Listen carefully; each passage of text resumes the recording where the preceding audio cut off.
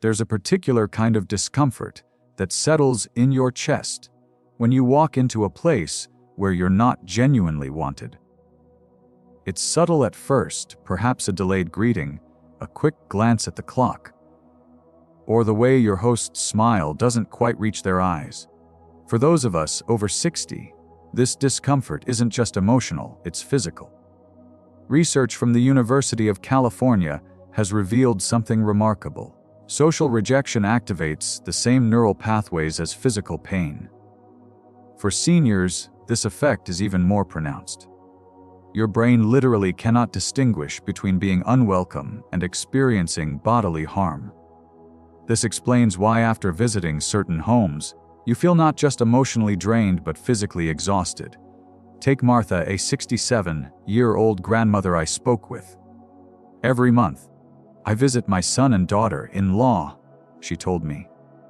"They never say it outright, but I can feel I'm not truly welcome. They rarely make eye contact. They check their phones constantly. There's always some reason why my visit needs to end early." Martha would drive home with a heaviness in her chest that lasted for days, a physiological response to feeling unwanted. You might recognize these telltale signs: conversations that feel forced, responses that seem rehearsed, and an unmistakable sense of relief in their eyes when you announce your departure. Perhaps they invited you out of obligation, a sense of duty rather than genuine desire for your company. Or maybe the relationship has simply evolved, but no one has had the courage to acknowledge the change. The question becomes, is your precious time worth spending in places where your presence is merely tolerated? At this stage of life, each day is invaluable, a resource far too precious to waste on performative relationships. However, before completely closing the door, consider whether this relationship might be salvaged. Sometimes, the environment itself creates tension. Instead of visiting their home, suggest meeting in neutral territory, a restaurant, park, or coffee shop. The pressure of hosting can create anxiety that manifests as unwelcoming behavior. Another approach is to propose structured activities with clear beginnings and endings. "I'd love to take you to that new exhibition on Saturday morning," offers a defined time frame that relieves the anxiety of an open-ended visit. If these attempts don't change the dynamic, it may be time to establish boundaries respectfully but firmly. Try saying, "I've noticed our visits seem to come at inconvenient times. Rather than dropping by regularly, perhaps we could meet quarterly at our favorite restaurant." This approach acknowledges the reality without assigning blame and offers a solution that preserves both your dignity and the relationship. Remember, establishing boundaries isn't selfish, it's an act of self-respect. A Harvard Medical School study found that seniors who prioritize quality relationships over obligatory ones report 23% higher life satisfaction and better overall health outcomes. At our age, we've earned the wisdom to recognize when a doorway no longer welcomes us and the courage to walk away with grace. Your energy is too valuable to leave in homes where it isn't cherished. Choose to spend your time where your presence is celebrated, not merely accommodated. We've all experienced it, that heavy atmosphere that envelops certain homes the moment you cross the threshold. The air feels thick with complaints, criticisms, and endless discussions about others' misfortunes. While an occasional vent is human nature, some environments are perpetually shrouded in darkness, where negativity isn't just a visitor, but a permanent resident. What you might not realize is how profoundly these toxic environments affect your physical well-being, especially after 60. Research from the Mayo Clinic reveals that regular exposure to negative environments increases cortisol levels, your body's primary stress hormone, by up to 15%. For seniors, this elevation isn't just uncomfortable, it's potentially dangerous. Sustained high cortisol has been linked to increased blood pressure, compromised immune function, and even accelerated cognitive decline in older adults. Consider Robert's story. At 72, this retired engineer faithfully attended his Veterans Club meetings every Thursday afternoon. It started as a support group, he explained, but gradually transformed into a complaint session about politics, the government, and the younger generation. After each gathering, Robert noticed his blood pressure would spike, and his mood would remain low for days afterward. His doctor actually detected the pattern before he did. His Friday morning readings were consistently higher than any other day of the week. I didn't connect the dots until my daughter pointed out how agitated I seemed every Thursday evening. Robert shared. The medical impact was unmistakable, but equally concerning was how these sessions were slowly reshaping his worldview, making him more cynical and fearful. If you find yourself in environments where conversations revolve around who's failing, who's ailing, and whose life choices deserve criticism, ask yourself, how do I feel after spending time here? Do I leave energized or depleted? More hopeful or more anxious about the future? Before cutting ties entirely, consider whether the relationship might be redirected. When conversations veer toward negativity, try gently shifting the focus. I understand your frustration about that situation. Speaking of changes, I noticed the community garden is blooming beautifully this year. Have you seen it? Sometimes, people caught in negative thought patterns simply need a guide toward brighter perspectives. For persistent cases, practice setting clear boundaries with compassion. I've noticed our conversations often center around problems and complaints. Today, I'd love if we could share one positive thing that's happened recently. If the negativity persists despite your efforts, it's perfectly acceptable to reduce your exposure. Dr. Marion Greenfield, a gerontologist with 30 years of experience, puts it bluntly. At 60 plus, you can't afford the luxury of toxic environments. The evidence is clear. They don't just ruin your day, they can literally shorten your life. Remember, protecting yourself from negativity isn't selfishness, it's self-preservation. You've spent decades building wisdom and perspective surrounding yourself with people who appreciate the glass half full. Honors that journey. Your remaining years deserve to be filled with conversations that inspire rather than deplete, that illuminate rather than darken. Choose your environments accordingly. Your heart, mind, and body will thank you. There's a particular pattern you may have noticed as the years pass, certain relationships that seem strangely one-directional. The phone rings, and you hear that familiar voice, warm and friendly, but within minutes, the true purpose emerges. Could you possibly watch the grandkids this weekend? I'm in a bit of a financial bind. My car is in the shop. And I was wondering. These are homes where you're not invited because of who you are, but because of what you can provide: your time, your resources, your assistance. The National Institute on Aging has studied these one-sided relationships extensively, and their findings are sobering. Such imbalanced connections increase depression risk in seniors by a staggering 63%. More alarming still, they're associated with a reduction in average lifespan of 2-3 years. What seems like mere emotional discomfort actually manifests as physiological harm. Elizabeth, a vibrant 65-year-old retired teacher, shared her experience with this painful dynamic. My granddaughter's family lives just 20 minutes away, she explained. But I only hear from them when childcare falls through or they need a loan. On my recent birthday, not one of them called, not even a text message. Yet just a week later, they contacted me asking if I could watch the children all weekend while they attended a wedding. The hurt in Elizabeth's eyes was evident as she continued. It makes me question whether I matter at all as a person, or if I'm just a convenient solution to their problems.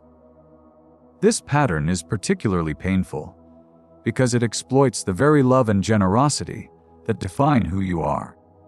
You've spent decades building wisdom and resources, and naturally, you want to share these gifts with those you care about.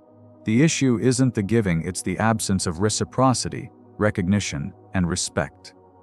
Before severing ties, consider whether direct communication might transform the relationship. Many younger family members genuinely don't realize their behavior pattern.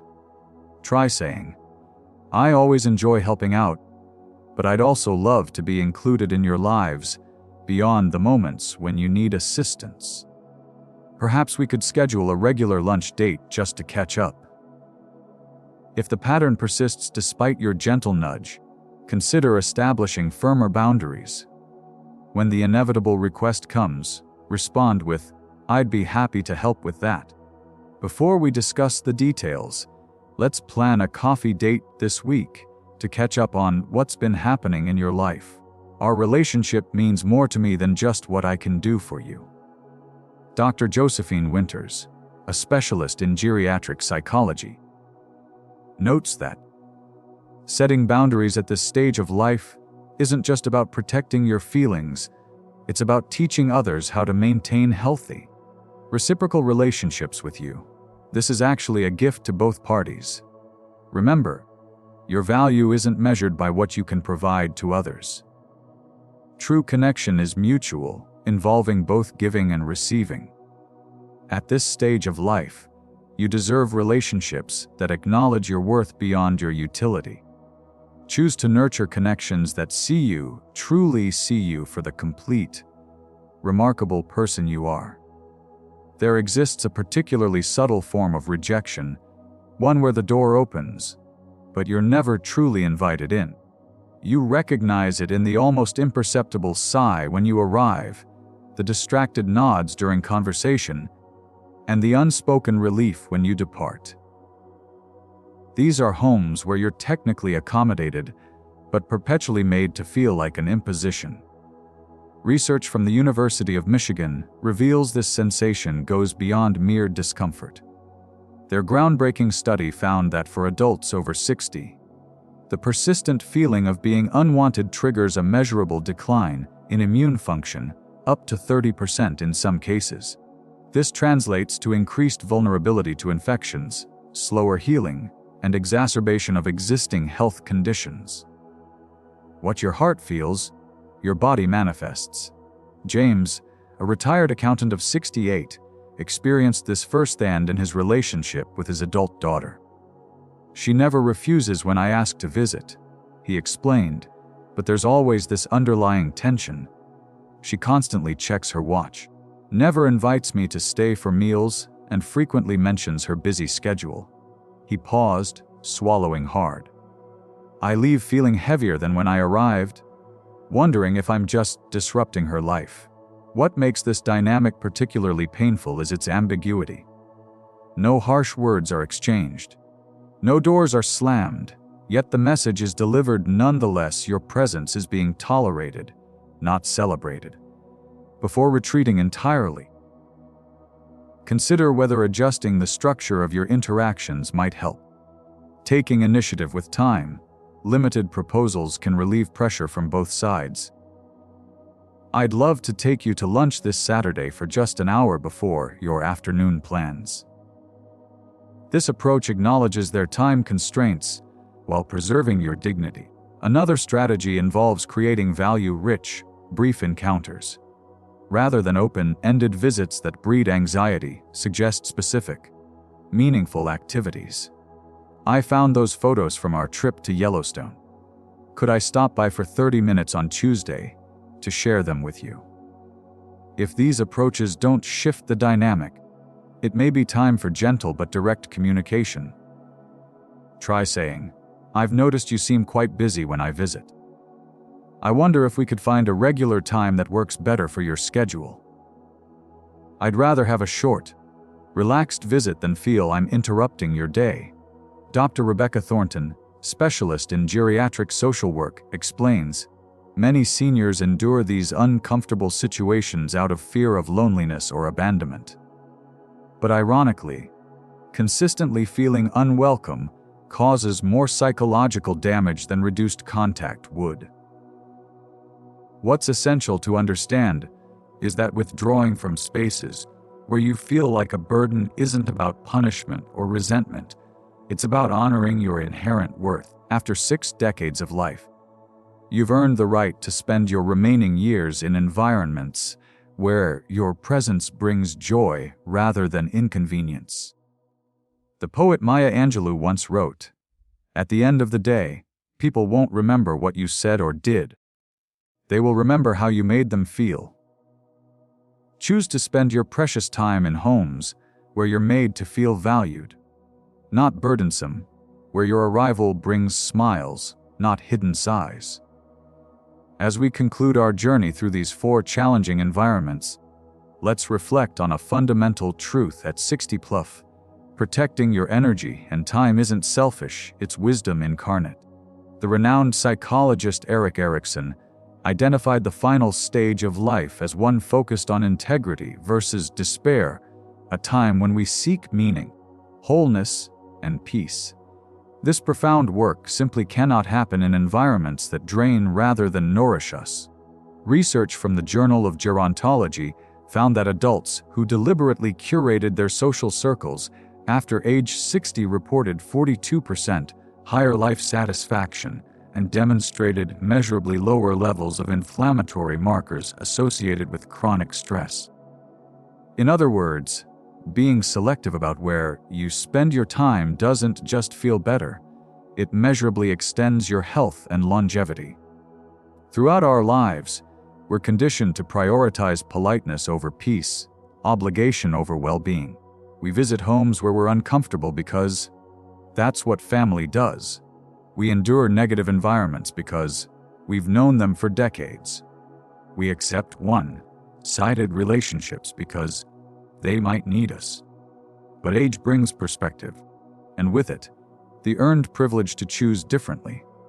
Dr. Helena Morrison, a specialist in geriatric wellness, frames it beautifully. The final chapters of your life should be written in environments of appreciation, not obligation. This isn't about abandoning relationships. It's about transforming them into something worthy of your remaining years. Consider these final reflections as you navigate your social world. First, recognize that your presence is a gift.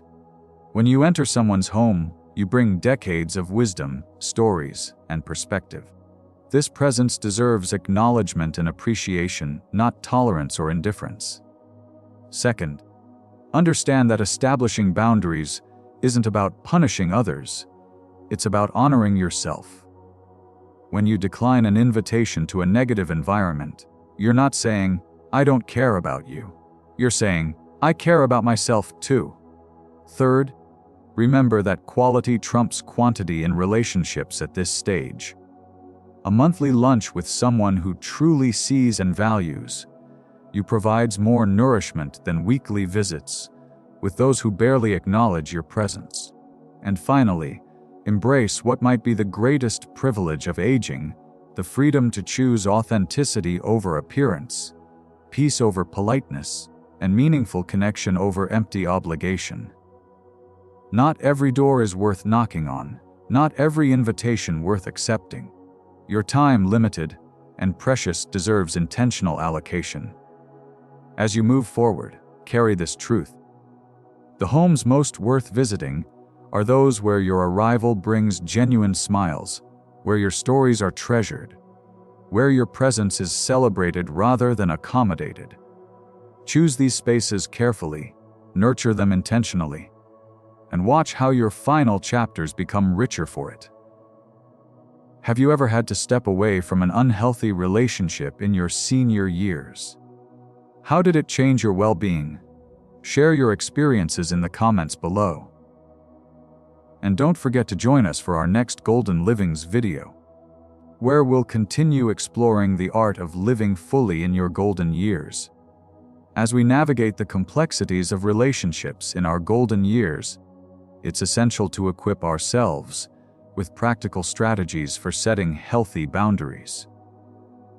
Establishing these boundaries isn't just about protecting your emotional health. It's about fostering relationships that uplift you and enrich your life. Here are some actionable tips to help you set and maintain these boundaries effectively. First, be clear and specific about your availability. When someone invites you to their home or asks for a favor, it's important to communicate your limitations up front. For instance, you might say, "I can come over next Saturday for a couple of hours, but I need to leave by 3 p.m. This way, you're not only asserting your boundaries, but also providing a clear expectation for the visit. Setting time constraints can help alleviate the anxiety of open-ended visits, making the interaction more enjoyable for both parties. Second, practice the art of polite decline. It's crucial to remember that saying no doesn't equate to being rude or unsupportive. You might say, "I appreciate the invitation, but I'm not able to make it this time." This approach allows you to express gratitude while firmly establishing your limits. You can also suggest an alternative, such as proposing a different time to connect that works better for you. This communicates that you value the relationship, but need to prioritize your well-being. Third, create opportunities for quality interactions. Rather than allowing relationships to drift into one-sided exchanges, take the initiative to suggest specific activities that foster genuine connection. Whether it's inviting someone for a walk in the park, sharing a meal, or engaging in a hobby together, these structured activities provide a framework for meaningful interactions. For example, how about we meet for lunch at that new cafe next week? I'd love to catch up and hear what's new in your life. This not only establishes a routine, but also encourages mutual investment in the relationship. Fourth, be mindful of your emotional responses. Pay attention to how you feel after spending time with certain individuals. If you consistently leave a meeting feeling drained or anxious, it's a sign that boundaries need to be reinforced. You might say, "I've noticed that our conversations often lead to stressful topics. Can we focus on more positive things when we get together?" This approach encourages a shift in the tone of your interactions while helping you maintain your emotional health. Finally, embrace the power of self-reflection. Regularly assess your relationships and the energy they bring into your life. Journaling can be an effective tool to help you process your feelings and thoughts about each relationship. Ask yourself questions like, "Do I feel valued in this relationship?" Or, "Does this person contribute positively to my life?" Your reflections can guide you in deciding which relationships to nurture and which to step back from. Setting healthy boundaries is an ongoing process, and it requires practice and patience. Remember, you're not only protecting your peace of mind, you're also modeling healthy relationship dynamics for others. As you step into this new chapter of your life, embrace the freedom that comes with knowing you have the right to choose where and with whom you invest your time and energy. What strategies have you found helpful in maintaining boundaries in your relationships? Share your thoughts in the comments below, and stay tuned for our next Golden Livings video, where we'll continue exploring more insights into living a fulfilling life in your golden years.